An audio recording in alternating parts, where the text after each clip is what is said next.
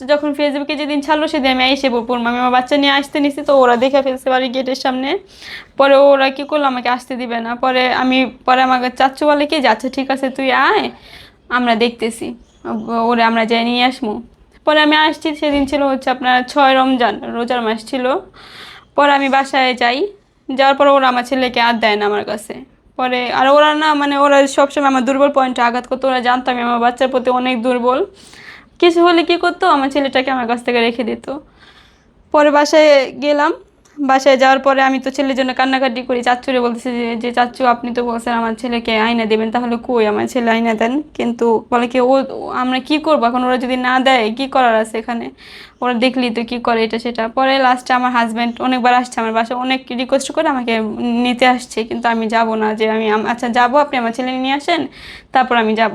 কিন্তু ও কিছুতে আসে না। পরে লাস্ট আমি মানে ছেলের জন্য অনেক অসুস্থ হয়ে গেছে, এখানে বাচ্চা ছাড়া তো আসলে থাকা যায় না।